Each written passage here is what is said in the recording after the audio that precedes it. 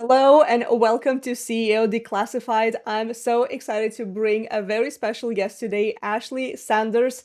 Ashley is a podcaster, marketplace minister, and full-time entrepreneur helping Christians turn their God-given into sustainable and scalable businesses. She's a former government consultant with over 8 years of experience, and she went from helping others win contracts to winning them for her own business.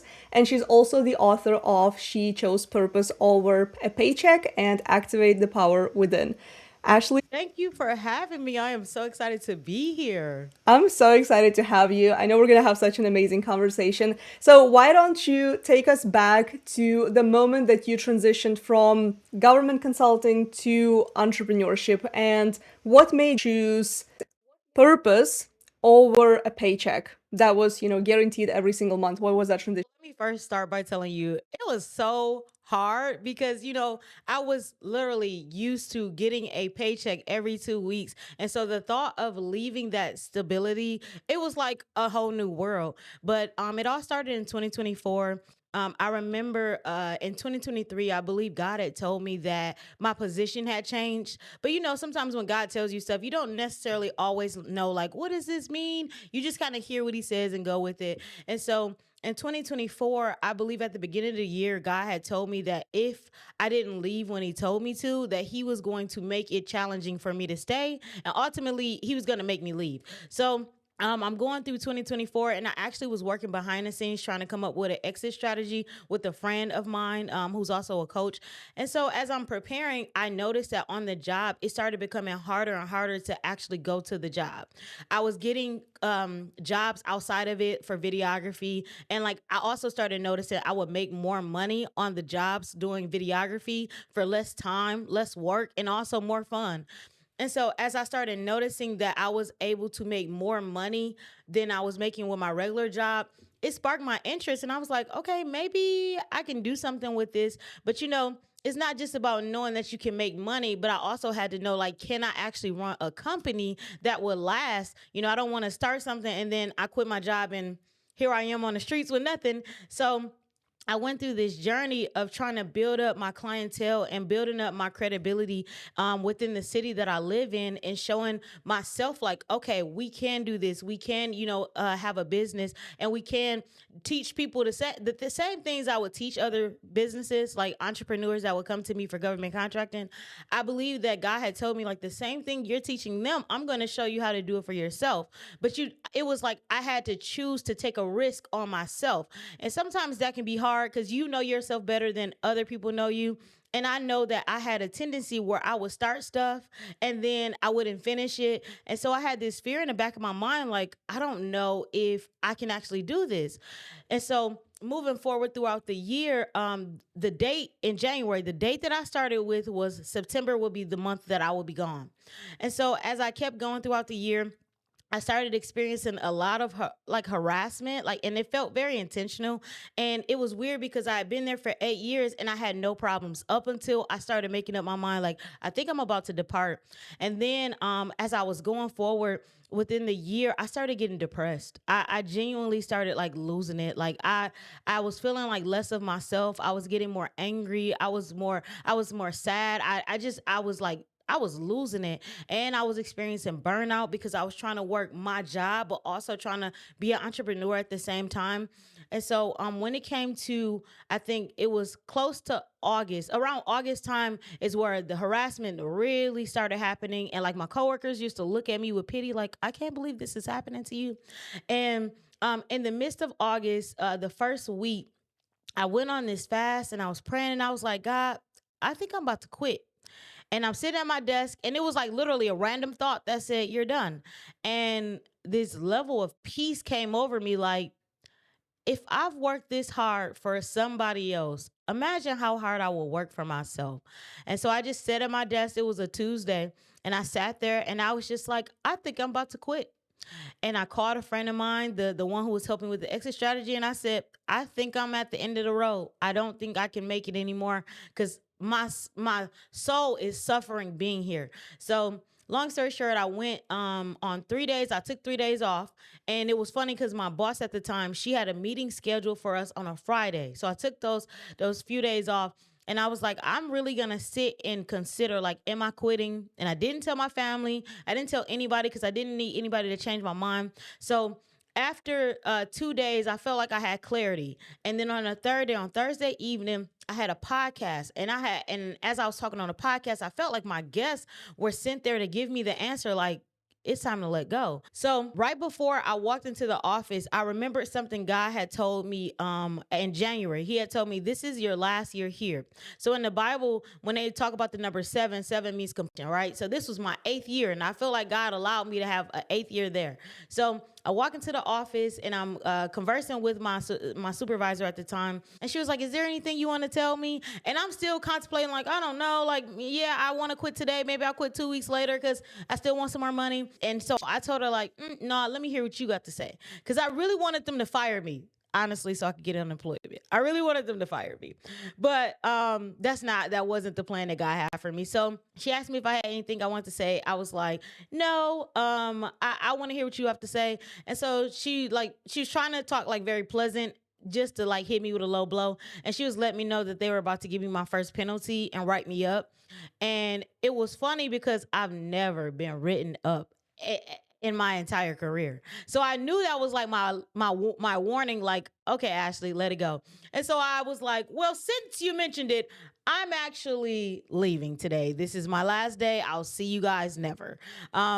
And so I ended up telling her I was leaving. And the funny thing is, she was so excited. And I don't think it was out of spite, but I think it was like she knew it was finally time for me to go somewhere else because I just wasn't happy there anymore. And so the day that I left, nobody was at the office. Nobody knew. It was literally, like, kind of random for everybody. And so I left. And it's funny because that day, the day that I left, I actually had a job for my company to go and conduct a job. And then 2 days later, I had a woman who was running for judge ask me to do her social media campaign. I've never met this woman ever, and even within those same 2 days, I met a person at an event that I went to, and I was just networking. And then just probably like 7 months later, I was able to secure my biggest contract with the one person I met 2 days after I quit. So yeah, that was the journey of me leaving. That is incredible. And saying or quote or whatever you wanted, when you kind of like see when when you've been at a job for 7 years, everything was kind of like a smooth sailing, everything was going, well, nothing crazy. And then the moment you made the decision, oh, like maybe I need to quit and pursue something else, then the red flags start popping Yeah. up, like the harassment you mentioned, which never happened. That Yeah. is insane to me. So if that was not a sign from God that it was time for you to move on. It was. And the one thing I left out was on the day that I quit, which was so interesting to me. I'm very intentional about paying attention to certain stuff. And so remember I said that God had told me 7 years complete, you're done. And I had the 8 year, like, he let me know you're not gonna work here after 8 years. The day I quit was the day right after my 8 year anniversary. And so I knew I was supposed to quit once I looked at the calendar because I was like, I'm not supposed to be here after 8 years. Oh wow, that's incredible. That is, yeah, that's crazy. And also meeting somebody the moment you quit and to have an opportunity to run somebody else's social media campaign. Because, when I see people in marketing, they're like, oh, I'm doing this, this, and this to intentionally attract clients. But you never know when somebody has been watching you for a while behind the scenes, because that's what's happening on social media. You have people, just silent lurkers. And then the moment they feel ready, they just reach out. They're never engaging with your content. So that's why I always say also, like, when it comes to social media, you got to keep showing up, even if it's a couple times a week, because the people are watching even if they're not engaging. That's just a Yeah, I love that you said that because that's what I've also noticed that and I'm even one of those people. Well, I engage, like, I actually like people's stuff. I comment, but if there's somebody that I see their talent and I'm like, I do want to work with them, I might not reach out to them initially. I'll watch them from behind the scenes. And there's been people who, like, even when I purchased my house, there was a guy who he was on social media saying, like, I'm a real estate person, coach, whatever he was. And he was just telling me, he kept posting stuff, and he was in the back of my mind for over a year. And when it was time for me to go and get a house, he was the first person I went to, and he was the person that helped me get my house. So I do think it's encouraging to tell people, there's always fruit from your labor. There's always somebody watching. And just because the likes and views don't always tell the story, it doesn't mean that your work is valueless or in vain. Exactly, exactly. I 100% agree. And yeah, I saw your story on Instagram about you becoming a homeowner. I was so excited for you. I was like, oh, this looks so freaking incredible. You looked so happy there. It's so good. So the fact that you went with a real estate person who you met on social media is just like another, like, hey, you got to be on social media. And I know you're really big into social media and you do this. Yeah. Mhm. What do you wish knew before you switched careers from, going from a secure job to just going full in on becoming your own boss essentially and being entrepreneur, that you I mean, there's so many things. Like, where do I start? There's so many lessons I've had to learn on the journey, because, like, a lot of people hear me say, like, I was coaching businesses and helping them go with government contracts. But what they don't understand is that the businesses had to be in 2 years of, they had to be a business existing for over 2 years, which means some of the learning curves were already experienced and figured out. And by that time, when they came to me, they were, usually ready to do work with the government. Me, on the other hand, I didn't know those 2 years worth of experience. And so when I quit my job, it was like a whole new world. Like, at my job, I thank God that some of the stuff that I learned there translated here. Like, I had no idea about accounting or reports for the business. I had no idea. I was making money, but was I, tracking it? Was I didn't know anything about profit margins. I literally had no idea about, like, what it actually took to run a business.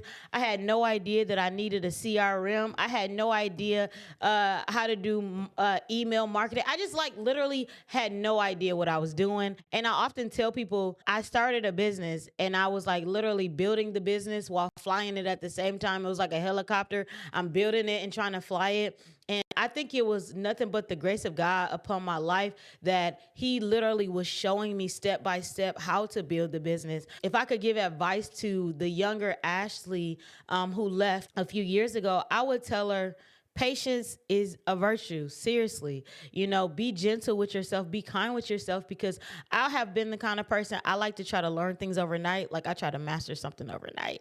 And the reality is that doesn't happen. It takes a journey for you to begin to learn things. And I think sometimes we can be hard on ourselves because we might not feel like I have all of the answers right now, or I'm not doing everything to perfection right now.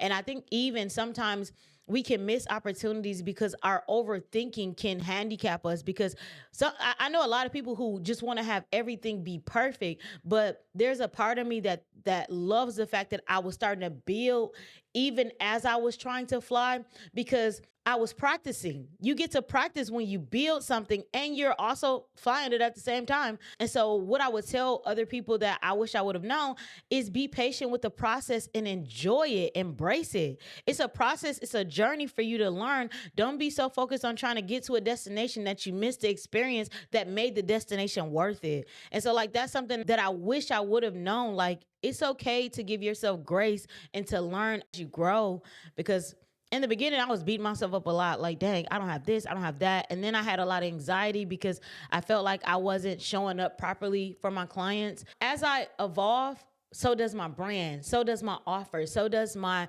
ability to show up. And the people that I work with, they see the evolution. So instead of me showing up saying, like, oh, I'm super perfect, I got everything intact, people have been able to grow with me on the journey. And I think that they appreciate it more because they can see, like, oh no, she's been evolving. She's somebody I want to work with because I see her evolve, and maybe she can help me evolve too. So yeah. I love that. And I love that advice because I know so many people fall into the trap of being perfect before ever starting. Like, they need to have all of their ducks in a row before showing up on social media, before taking on a client. And it's like you learn on the job, literally. Everybody Yeah. who's listening to this show, I'm pretty sure you're qualified enough to do what you are meant to do. So I have a question that maybe, like, is a little bit spicy. when it comes to taking on Okay. clients, when it comes to taking on, videography clients, photography clients, social media content creation, because social media content creation, I wouldn't say it's an easy job. It's a full-time job running, Right. social media accounts, and I know you've seen it for yourself as well. So when you first started taking on clients, did you consider yourself an expert, or were you like, I'm going to take the client and I'm gonna take the client and I'm gonna learn on the job. there you go. It was so funny because I have a professional camera now. I have a lot of like professional equipment. But if you would have seen me in 2023, 2024, I literally started with the iPhone. I started with the iPhone. And the funny thing is, I purchased the Amazon camera. I've always had a camera, but I didn't have a professional camera, right? So I think I started off with a few years ago, I had the Sony ZV-1, and I know it's like a popular vlogging camera. And so before I can elaborate, I also suffer with having perfectionism as something I fight against. So I used to always want like the best things, but I just had what I had. So I started off with the Sony ZV-1. I traded that in, and then I got like a Panasonic camera. And so long story short, I'm telling you this because it wasn't like a professional camera, but it was fine. So what I did was I didn't know how to work the camera at all. I put my iPhone on, like I had a camera and I would put my iPhone on top of it. And it's funny because I would go to events and I would record everything on my iPhone. And the camera, I literally felt like people would hire me for the camera because it looks like I'm professional. And so I would just record it with my iPhone. The whole time I have the camera looking as if I'm very professional. No, I didn't know what I was doing. I knew how to work the iPhone. I didn't know how to work the camera. And so I'm a few months into running my business, I'm out here pretty much frauding because I'm just using this iPhone, making you think I'm a magician at this point. Because you think that I'm using something, and the entire time I'm not. And so I was like when people were hiring me to do stuff, at the time I didn't even know how to charge, like what to charge, because I don't know what I'm doing. And so people were trusting me to like give them videos. And I remember my first client who actually paid me for a video. I had the camera. I set the camera up. It looked like I knew exactly what I was doing with the camera. I had no idea. I put the camera down. I use my phone. And so when I put together the video, I had to research in Google and YouTube how to use Premiere Pro. I didn't know what I was doing.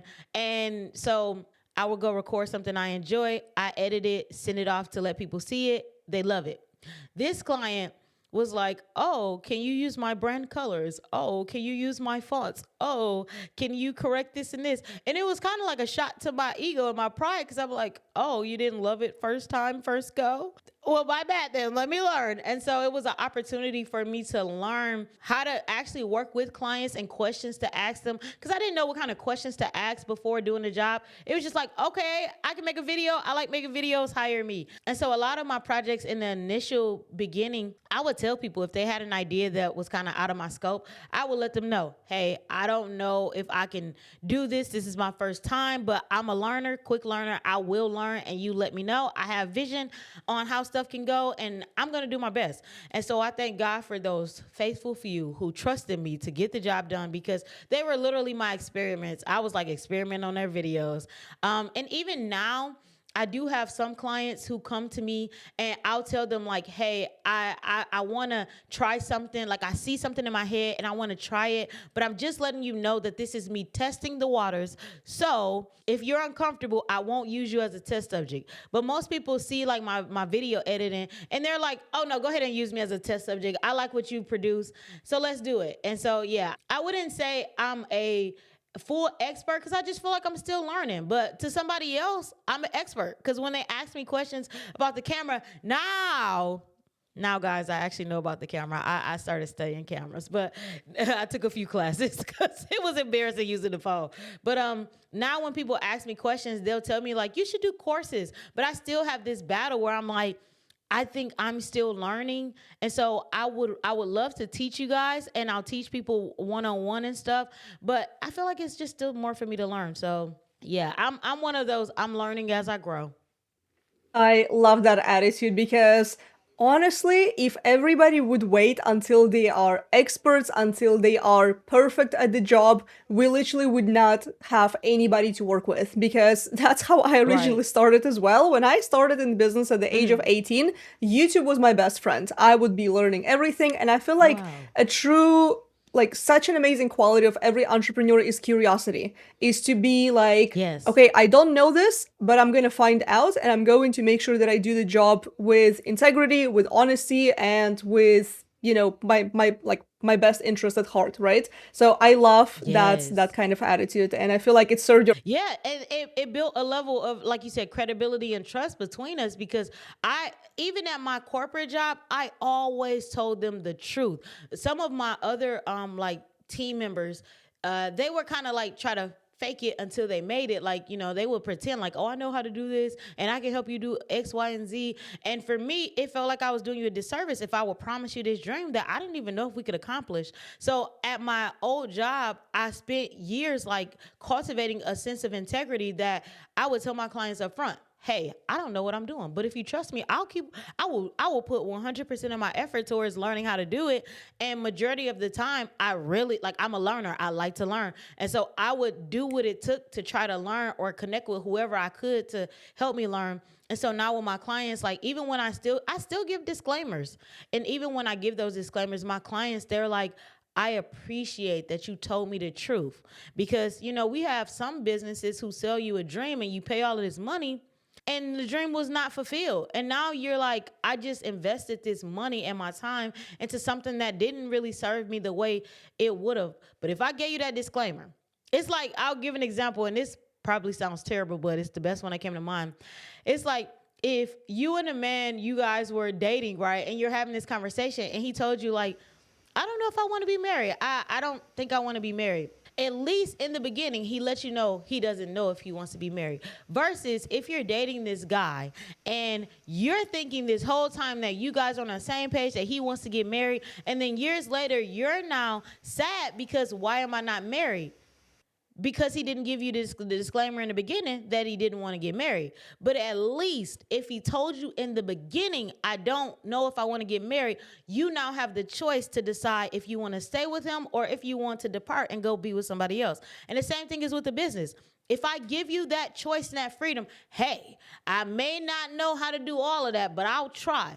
At that point, now you've consented and said that you want to take me on and trust me. And I'm going to give you a great result, but you at least know, like, that I did let you know this is learning ground. Exactly. And I love that you said that because, there's so many entrepreneurs out there. They're like of different sizes. There are beginners, there are intermediates, and then there are like gurus that are super famous who run millions of Yeah. dollars of ads. And sometimes, and I'm speaking from experience as well, investing with somebody who is not necessarily the know-it-all, maybe like a beginner guy, I found this to be so much more valuable than investing with somebody who is well known in the industry because, again, I like to keep it honest. Some people may not like this, but a lot of the big gurus, they don't give enough attention to their courses, to their programs, because they know they have volume, so they know they can get away with crappy Yep. products. Whereas the smaller guys, Yep. like I don't really consider us smaller guys, but I mean, like, you know what I mean. But we put a lot Yeah. more effort and a lot more integrity into the products. And I recently told my coach as well, I'm like, I've gotten so much more value from you versus somebody with millions of followers because they just don't have the same level of integrity and the same level of care for their clients. And when you really Yes. care about your clients, which I know you do based on like our conversation so far, so when you care about your clients, people can really tell. And especially when you are upfront and honest, they appreciate that a lot more. Not to mention when you under promise and over deliver, that's when people are like, that's amazing. Like, and they're going to keep referring clients to you as Yes. well. So you're going to be Yeah, literally. And I feel like that's what I would do. Because I am the kind of person, I like to beat myself. Like, I like it if this was the goal. So like with videos, I've done music videos before. And if everybody thought that this music video was great, then in my mind it's like, nope, we got to beat that, because that's not, to me, that's not even the top level of my quality. Like, oh, I could do better than that. And something you said made me think about, one of the things I value as a business. I believe that customer service should be a high intention that we offer. Like, we should be focused on great customer service, because you can go to a place And it can be like literally, you can go to one of the greatest restaurants, but if the customer service sucks, you're not going back. I'm not going back. And people invest in how you treat them.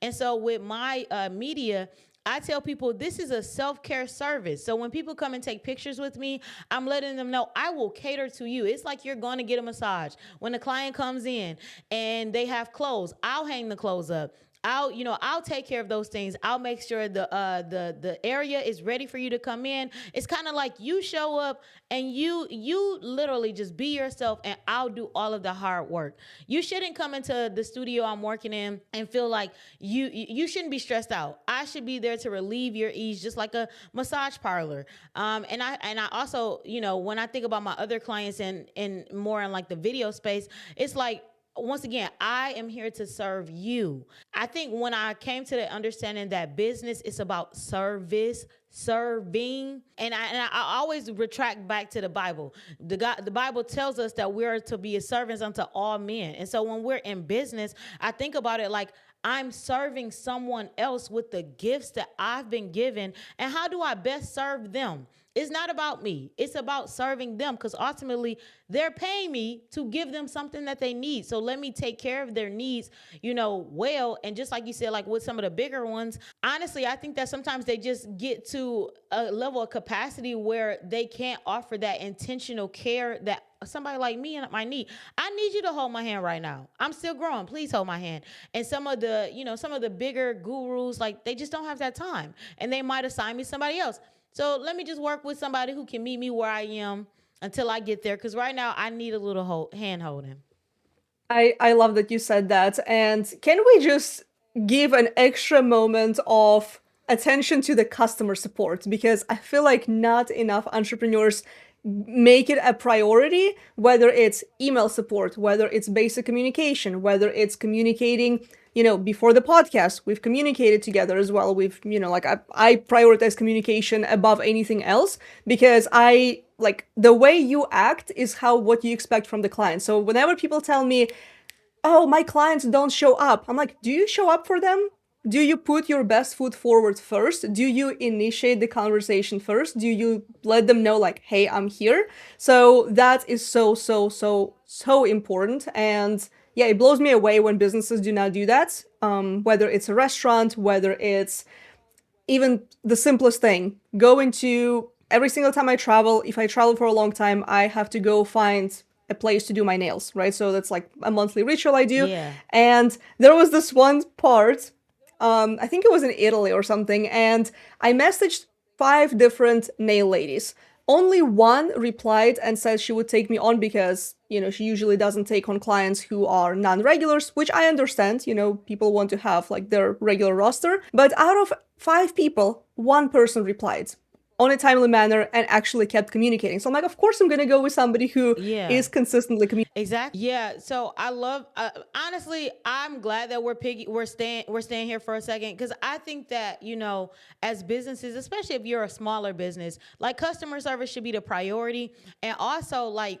Something that I am continuously working on is my customers' experience. That's something that is like a value to me. Like I want them to come and experience Fire Ash Media and be like, "Wow! Not only was the service fire, but the experience was fire too." And so I even have been trying to refine like, once a customer comes to me, what is the journey that I take them through? I'm on a mission to, because like I said, I'm refining it right now, but I try to eliminate a lot of problems that I know that they have before they even know that they have it. Because sometimes people will come to you. It's like going to the doctor. I love scenarios, by the way, and metaphors, just so you know. But like sometimes a person will come to you like a doctor, and I might think like, oh, my knee is hurting, and so this is what's wrong with me. I done did my little wiki study, and then the doctor reveals like, oh no, it's something that may be going on, within your back. Or I'm not a doctor, so guys don't quote me, but it might be something that's deeper that you didn't realize was an issue. So when people come to me and like, let's say for example, they want to take pictures. A lot of people that come to me, they say, I've never taken pictures for myself. They often say, I've always done things for other people. I'm always making sure the other person or the people in my family are taken care of, but I never take pictures for myself. That's a number one thing that I hear. So by hearing that, what do I think? Well, this is going to be self care. That's why I say self care, because a lot of people that take pictures with me, they have not taken pictures of themselves. And then once we get in front of the camera, oftentimes people are shy. And sometimes people come to me and they don't always like the way that they look. So now I'm realizing, like, it's not just about building your brand, it's about building your confidence. Like, I want you to walk away from the camera knowing that you are not just beautiful, but you're confident enough to execute whatever godly assignment that you have. And so it's not just me focusing on, oh, let me get some money because I can come and take your picture. It's like, no, let me see what the underlying issue may be, and let me speak to that problem. Because, for instance, I had a client come to me who was lacking confidence, right? And I realized, like, if you're lacking confidence, not just in your appearance, but if you're lacking confidence, that ultimately makes you lack confidence in other areas, especially as an entrepreneur and a business owner. Like, sometimes if we lack confidence here, we'll lack confidence in other areas. It will translate in other areas whether we realize it or not, subconsciously. And so what I aim to do with the businesses that come to me is, I need to build your confidence in who you are, what you were created to do. If you're good at this, then we need to build that confidence so you know that you don't have to shoot low. You can have pictures that show, like, one of my clients, he's a CEO of a tech company, and I told him before, I gave him a free photo shoot, like when we first started, because God had told me he needs to see himself how I see him. And I told him, I said, you look like you're supposed to be on the cover of Vogue, or you're supposed to be on the cover of like some or Forbes. And so I took pictures of him, and I didn't even have like the professional like setup. I just had what I had, and I edited the pictures. And he said, Ashley, I've never seen myself like this before. I've never like even looked at myself. Like, I believe in the things that I'm doing, but I've never seen myself the way that you saw me and you took those pictures. And he was in awe. And it almost made him cry, like just thinking about how he was able to finally see himself. And that was like 2 years ago. Fast forward, I'm watching this young man build such a tremendous business where he has begun to receive funding because people see the value behind what he's doing. And I'm not going to say it was because of that one moment. It wasn't. But I believe that one moment played a role in him being able to see, like, no, I am meant for greatness. I think that pictures and videos tell a lot of stories, and sometimes you need somebody else to pull out what's already in you. You are amazing. Let me take this picture and pull it out so you can see like you're meant for more. I don't know about you, but have you ever, had a photo shoot where you took some pictures and then you changed your profile and like you felt like this upgrade, like you had like a different level of energy, like, oh my goodness, like I love how on your podcast, when I saw your podcast poster or flyer, whatever it's called, the cover art, there we go, the cover art, I was like, oh my goodness, like she looks like a straight up boss, like I have to go and listen to the podcast. And so even seeing that picture, imagine if you just had a regular picture, of you, sitting down, it wouldn't convey the same message as when I watched you. Like, you literally look like I have the information and I'm going to give it to you. You know what I'm saying? Like, so to wrap up what I was saying, because that was a long little tangent, I believe that, if to me it's my right and it's my service to serve people by understanding like what do they actually need. I also want to speak to the dreams that they have that I believe can become a reality, but sometimes you got to help people see. Not everybody believes before they see. Sometimes they have to see and then they believe. And so I try to cater my services to, if you need to see it, let me show it to you so then you can start moving into what I know you can do. I 100% agree with you, and I've had two brand photo shoots myself in the last like 5 years, I believe. The first one I had was very beige, very vanilla. I've had a brand photo shoot in the fall of 2025. So it was like quite a funny story. I went to see my coach in Vietnam and we basically put together a brand new brand photo shoot for me since I was rebranding heavily in 2025. And then photos. Now, first of all, I saw them in the camera like while being at the photo shoot because I was like, oh, I don't know if we're going to be able to do this. Is it possible? Because basically put the whole thing together in less than 2 weeks, and it was like heavy themed photo shoot with like investigator, like evidence board and everything like this. And then once I put up the photos online, because I was kind of teasing it as well, I was like, oh, like let me just not share everything because people saw that something was like happening. And then when I put it out there, I've had so many people reach out. They said, this is $1 billion brand. So just to put it into perspective, the visuals make such a big difference, especially these days. If you can have not an AI photo shoot, but an actual photo shoot where you have a photographer like Thank you. Ashley, where you show people that you put some effort. And I've just had recently a podcast episode with somebody. That guest is also coming up soon, or by the time you're listening, it's already there. We had this talk that just compare an AI photo shoot. You give it a prompt and you just sit in your pajama behind the computer, drinking your coffee, drinking your matcha, whatever your preference is, and the AI does the work for you. When you have an actual brand photo shoot, you have probably a couple of weeks of work prior to that. You're talking to the photographer, you're talking to your brand strategist, maybe to your coach. You've got a makeup artist, hair artist, and then it's like an entire team. So your brand essentially says, hey, I've actually put some damn effort into this. And that makes a major difference versus an AI photo shoot. If you like AI photo shoots, by all means, go for it. Yes, they do save the time. If that's all you can do in the beginning, do it. Like, it's great that we have that technology, but it's never gonna beat an actual brand photo shoot, because the vision that you can put together with real props, with real people around you as a team, it's freaking incredible. And it makes the biggest difference, because the visuals today, and I really I like pretty things. Like, I like pretty Me things, too. I like aesthetics. And by the way, I loved your pink party that you did, the brunch last year. So Thank that you. takes some effort to create something pretty like this. So for me, yeah, I agree with aesthetics, and photographers always are gonna have a job. Plus, you miss the experience. Like, I'm not gonna talk bad about chat, but I do believe that there's something AI will never deliver, and that's the personal encounter. A lot of people crave, and whether we admit it or not, we crave to be around other people. That's why Threads is popping right now, because we crave to have conversation. We crave connection. If you talk to AI, you're gonna get some responses, but it will never be connection.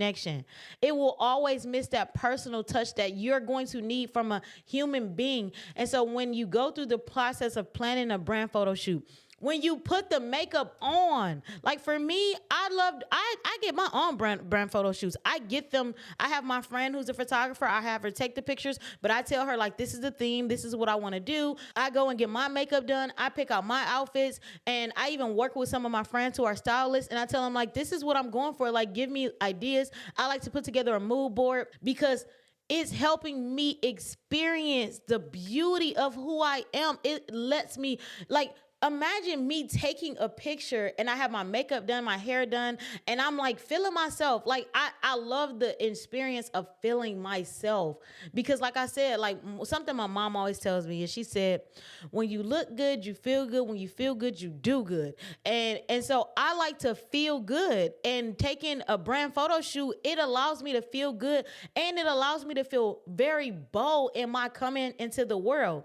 Plus, like I said, AI, I'm not gonna speak bad on it, but I feel like it handicaps us from experiencing things.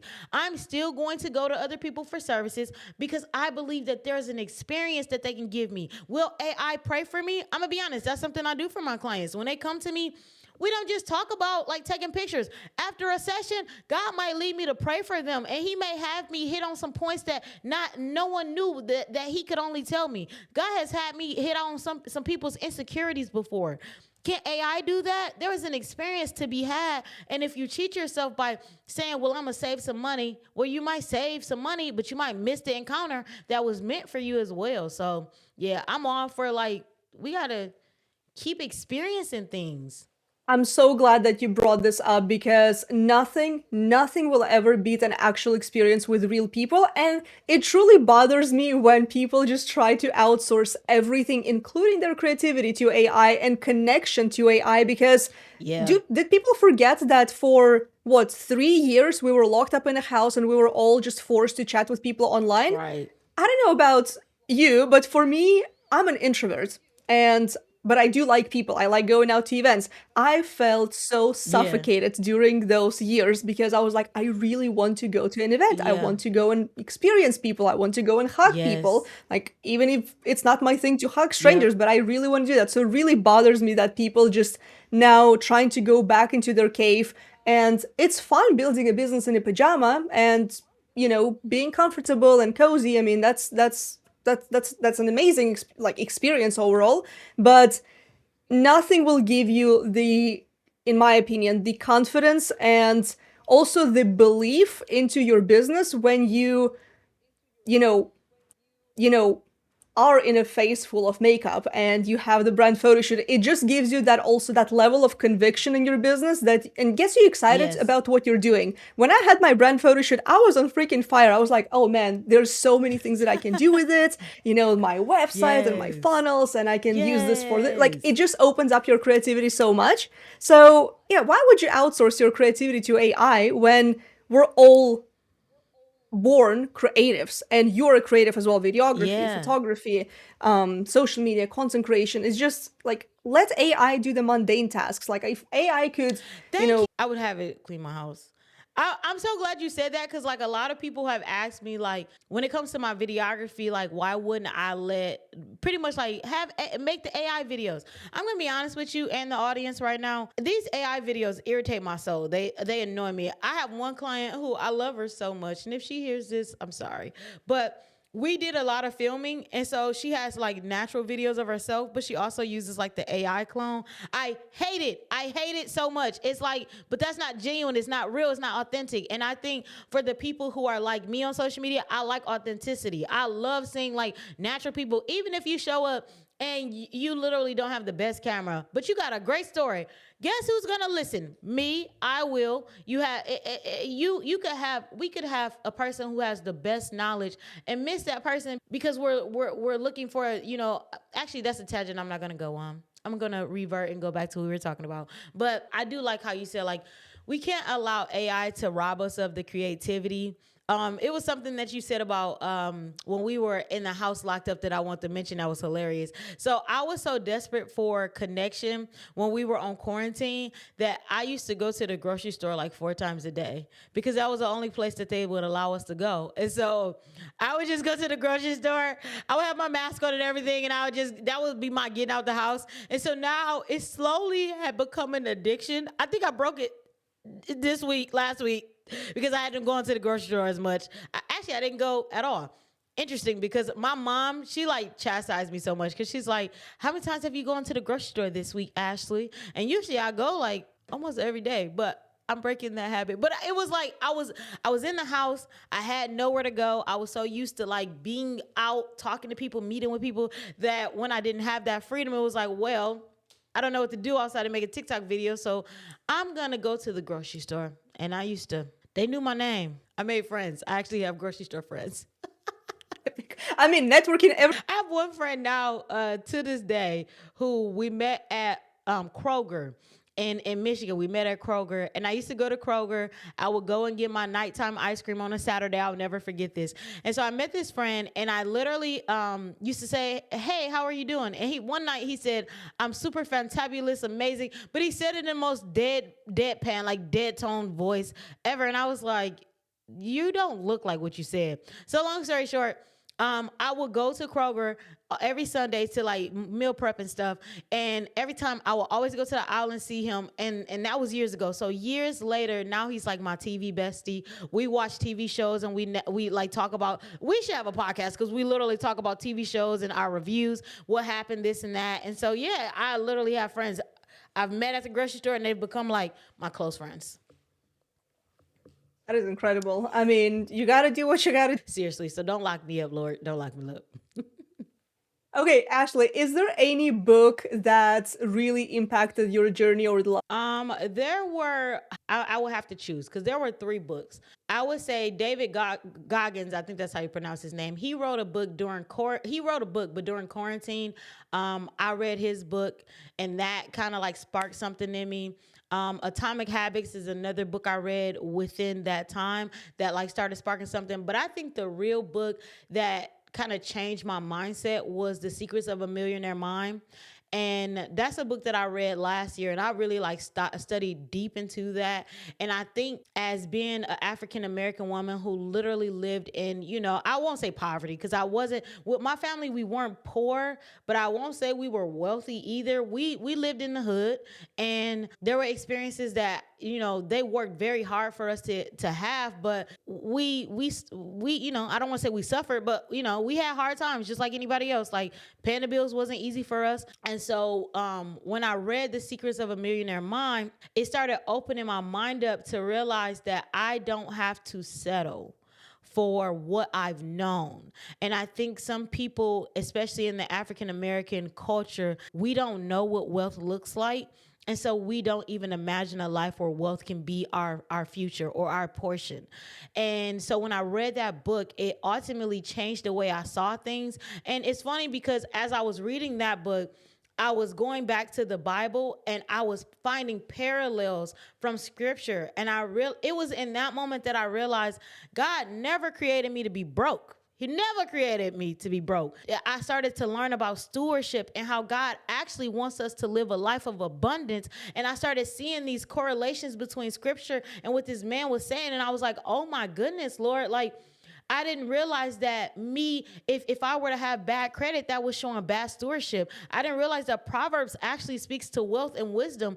And so when I read that book, I think it truly changed. It changed the way I saw life because I started reaching and setting goals that were higher. I started saying, like, you know what? I'm going to aim in my company to make this amount of money per month. And I started watching myself not just evolve, but also teaching other people that we really can live great lives. You can make more money than you ever imagined. You can take a talent that you have and actually begin to make it, accumulate profit. Like you can do these things. And so the book that ebook that I published, She Chose Purpose Over a Paycheck. I actually got inspired to create that from reading The Secrets of a Millionaire Mind. It changed my mind to start realizing that the dreams that I have, like I like to travel. And like I had this dream years ago that I want to travel to different countries.